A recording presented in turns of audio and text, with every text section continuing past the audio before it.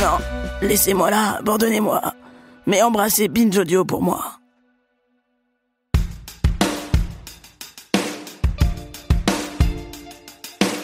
Entre deux remaniements et une motion de censure, l'info est passée un peu inaperçue. Pourtant, les pouvoirs publics, par la voix d'Emmanuel Macron, se sont lancés dans un défi peu commun. Une consultation d'architectes de très grande ampleur baptisée « Quartier de demain ». Dans 10 sites sélectionnés en France, 10 quartiers dits prioritaires, les cabinets les plus prestigieux vont s'affronter toute l'année dans un concours d'architectes afin de proposer 10 cités radieuses. La référence donc, ce sont ces cités imaginées par Le Corbusier au siècle dernier, symbole d'une époque où les grands ensembles et les quartiers populaires pouvaient être synonymes de progrès et de modernité. Entre-temps, ces quartiers ont vu leur image s'effondrer dans notre imaginaire collectif. Et c'est aussi un peu cela que vient, semble-t-il, réparer ce projet de consultation. Pendant les prochains mois, on va documenter les étapes et la progression de ce concours en partenariat avec l'Europe des projets architecturaux et urbains qui pilote sa mise en place. Mais en attendant, on a eu envie de comprendre d'où on partait et c'est ce qu'on va faire dans cet épisode. Je suis Thomas Rozek et vous écoutez Programme B.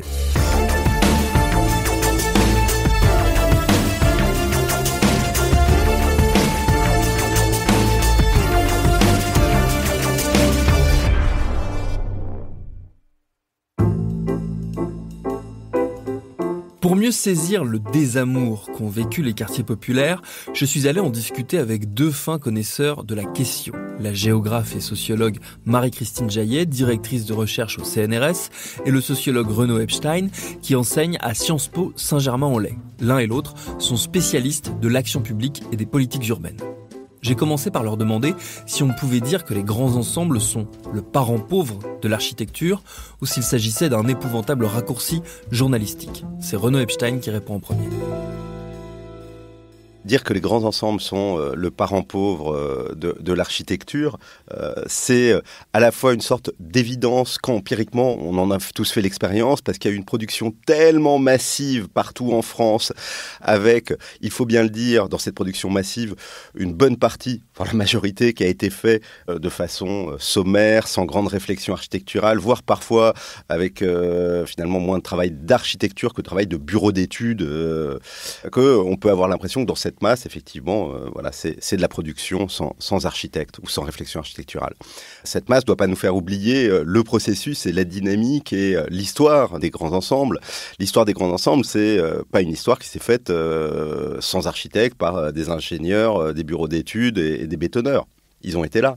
Mais les grands ensembles, c'est 2-3 décennies de réflexion, de débat, de controverses architecturales, de gestes architecturaux, de mobilisation des plus grands architectes du XXe siècle. Il y a eu, tout au long de l'histoire des grands ensembles, des réflexions architecturales stimulées par la puissance publique. Il y a eu des concours d'architecture ou des concours d'urbanisme qui ont été lancés. Je pense en particulier à ceux qui ont été lancés au lendemain de la Seconde Guerre mondiale par le ministère de la Reconstruction et de l'Urbanisme, qui, à bien des égards, ne sont pas sans point commun avec la démarche Quartier de demain, où le ministère lançait des appels à projets, des architectes étaient sélectionnés et essayaient de concevoir des opérations expérimentales. Ces grands ensembles, le problème, c'est qu'ils ont vieilli et que, effectivement, au fur et à mesure où le temps a passé, au début, ils n'ont pas été forcément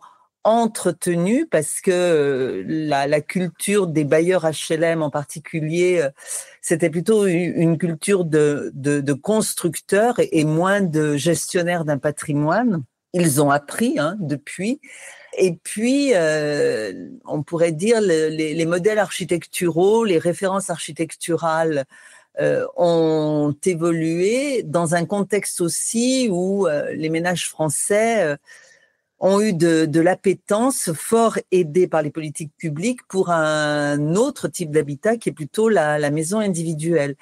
Mais dans ce vaste mouvement de construction de ce qu'on appelle les grands ensembles, les cités HLM, les UP, etc., il y a aussi eu de l'expérimentation architecturale, il y a eu aussi des cités, des grands ensembles qui ont fait l'objet de classements au patrimoine du XXe siècle. Donc attention à un discours trop globalisant. Le truc qui m'interroge, c'est de voir comment s'est installée cette espèce de dichotomie entre, d'un côté, l'ambition de départ de beaucoup de grands ensembles qui étaient vraiment vus comme des lieux de vie, des trucs hyper modernes, des trucs limite du futurisme, quoi, d'une projection à quoi ressemblera l'habitat en l'an 2000, comme on le percevait l'an 2000 dans les années 50, en gros.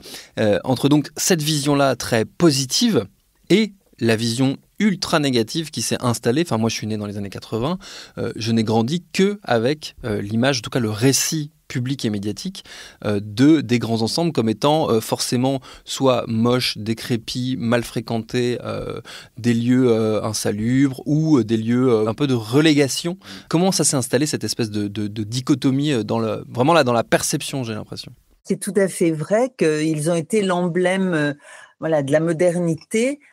En même temps, quand même, pour un grand nombre d'entre eux, dans les premières années, au fond, de cette phase des politiques du logement, ils ont été aussi contestés, décriés, moins pour les conditions de logement que pour la pauvreté de l'environnement, le fait qu'on ait produit un grand nombre de logements plutôt en périphérie des villes parce que le terrain y était moins cher et que les équipements qui pouvaient participer à la qualité de vie des habitants n'étaient pas forcément là.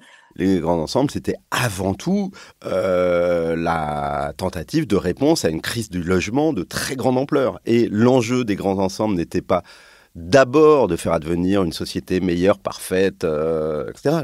C'était d'abord de loger une France qui vivait dans des conditions absolument indignes, indécentes, et de façon massive. C'est pas simplement les prolos qui étaient dans des bidonvilles, c'était ce qu'on appellerait aujourd'hui des classes moyennes qui décohabitaient pas, qui habitaient dans des logements sans toilettes, etc.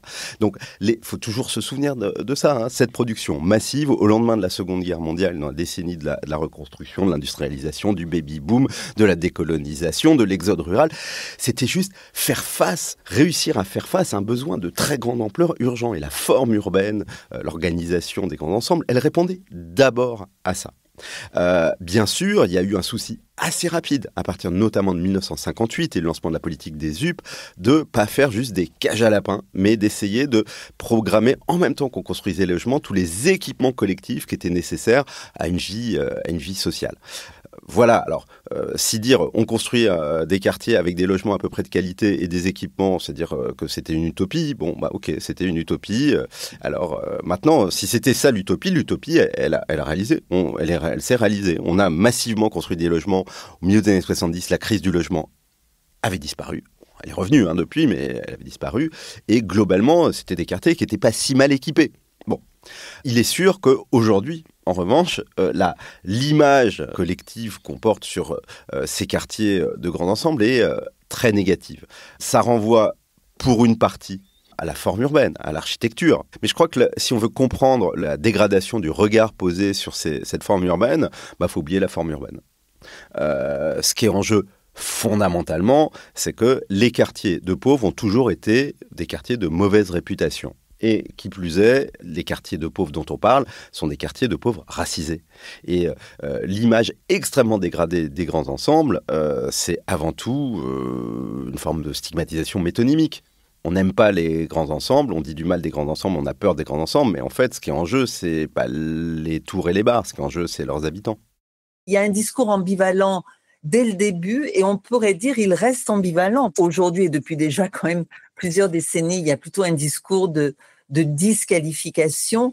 En même temps, il y a un attachement très fort des habitants et on voit bien que quand on démolit, on voit bien la réaction d'un grand nombre des occupants de ces logements qui ont fait leur vie là, qui ont construit leurs relations, qui ont créé des habitudes et qui sont au fond très attachés à ce cadre de vie et à ces conditions. Donc là, il y a une espèce aussi de paradoxe entre les propos que peuvent tenir ceux qui n'y vivent pas et les propos que peuvent tenir une partie de ceux qui y vivent. Parce que ce discours positif sur les grands ensembles, il n'est pas tenu non plus par tous les habitants des grands ensembles. Il y a effectivement un certain nombre d'habitants de ces grands ensembles qui cherchent à les quitter et qui ont envie d'un autre cadre de vie, d'autres conditions de logement, d'un autre environnement pour eux, pour leurs enfants. Il y avait une certaine diversité sociale au moment de leur livraison. Pour autant, il n'y avait pas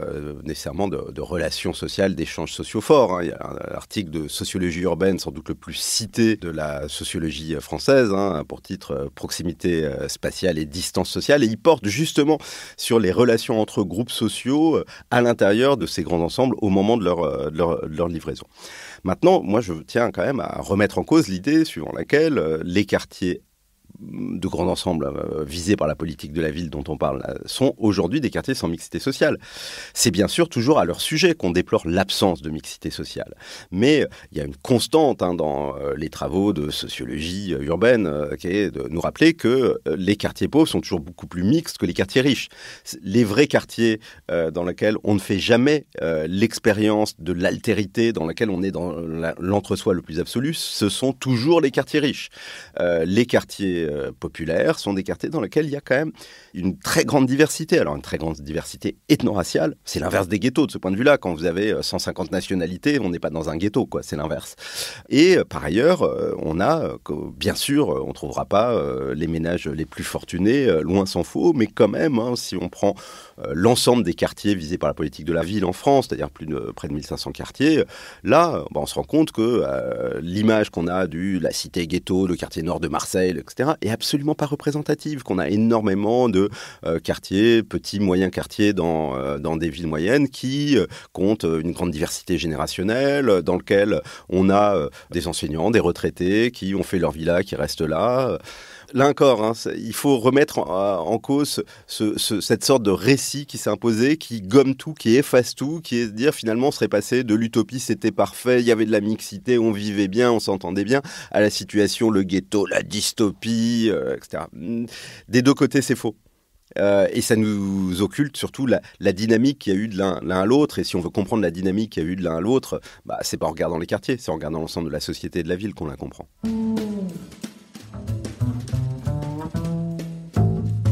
Il y a une autre dimension dans ce projet Quartier de demain qui est intéressante, c'est la volonté, et là j'ai l'impression que ça change un peu aussi avec ce qui était jusque-là la volonté publique, qui était de raser. On rase, on fait disparaître ce qui est vu comme étant soit une verrue architecturale, soit le souvenir d'un espace stigmatisé ou stigmatisant. Là, la dynamique, elle est un peu différente, puisqu'il est plus question de réhabilitation plutôt que de reconstruction ou de destruction. Ça tranche un peu parce que depuis 20 ans, on avait surtout l'impression qu'on faisait marcher les bulldozers. Alors effectivement, on a connu une séquence qui s'est ouverte au tout début des années 2000 avec la loi Borloo et la mise en place du programme national de rénovation urbaine, dans laquelle la démolition des tours et des bars s'est imposée comme un peu le seul horizon de la transformation des quartiers et de la résolution des problèmes. Alors, ça avait commencé auparavant, dès la fin des années 70, on a des premières destructions de tours et de bars, notamment dans l'Est lyonnais, mais qui s'opèrent avant tout parce qu'il y a des malfaçons, des problèmes techniques, et on se rend compte que finalement, ça va coûter plus cher de rénover, de résoudre le problème que de démolir et de reconstruire. Mais c'est resté extrêmement limité jusqu'à la fin des années 90 pour des raisons avant tout financières, parce que démolir des choses qu'on n'a pas fini de rembourser et démolir, donc ne plus toucher les loyers pour payer les emprunts, ça posait problème.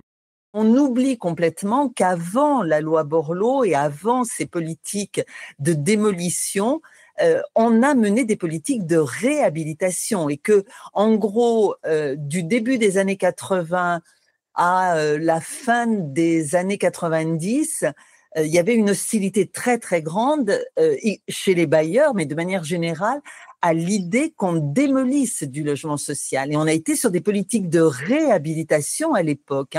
Au moment de la mise en place des programmes HVS, Habitat et Vie sociale, fin des années 70, dans toute la période des programmes développement social des quartiers, On a plutôt été sur des politiques de réhabilitation. On a un peu démoli, mais effectivement, il y a un changement majeur à la fin des années 90, au début des années 2000, et au moment où la loi Borloo est votée, effectivement, la loi Borloo met en place un dispositif qui va permettre la démolition-reconstruction, et préalablement à la loi Borloo, il y a la mise en place d'une procédure qui est celle des grands projets de ville, où là, effectivement, il est bien question de démolir pour reconstruire. Et aujourd'hui, vous avez absolument raison, on remet en question ces politiques de démolition reconstruction, et on revient effectivement à des politiques de réhabilitation, alors au nom en particulier de la sobriété, au nom des enjeux écologiques, au nom du coût des opérations de démolition, reconstruction. Donc effectivement, voilà, on change la donne aujourd'hui. On voit bien qu'on est en train de changer de registre.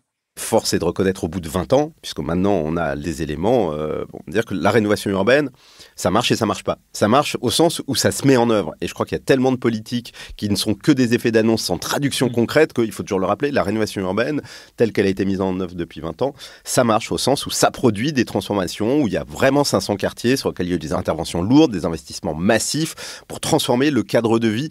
Et c'était dans bien des cas nécessaire, des quartiers qui avaient été construit par la puissance publique et immédiatement abandonné. Il n'y avait plus d'investissement. Et voilà, en un demi-siècle, le bâti, ça se dégrade, les équipements, ça se dégrade, les espaces publics, ça se dégrade. Et donc, ces interventions étaient nécessaires.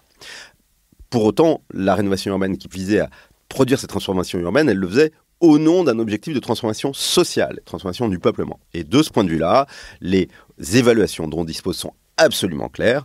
La transformation urbaine, liée à la démolition-reconstruction, ne s'est pas prolongée par une transformation du peuplement, une transformation de la population. Ce qui fait que, ce qui par ailleurs, on peut pas nécessairement un problème, on peut s'interroger sur la pertinence de cet objectif et est-ce que ça aurait été juste au moment où on investit enfin après 50 ans dans ces quartiers, de dire bah oui on investit mais c'est pas pour vous. Qu'on démolisse, qu'on reconstruise ou qu'on réhabilite, et qu'on réhabilite aujourd'hui en prenant en compte les exigences d'adaptation au changement climatique, par exemple, ne suffit pas à améliorer les conditions de vie des habitants. Parce que ce qu'il ne faut pas quand même perdre de vue, c'est que ces politiques-là, qui touchent au cadre bâti, qui touchent aussi à la qualité de l'environnement, à travailler aussi la dimension paysagère, la liaison à la ville aussi, donc les questions de mobilité, de déplacement, etc., s'inscrivent quand même dans des politiques qui sont ce qu'on appelle les politiques de la ville,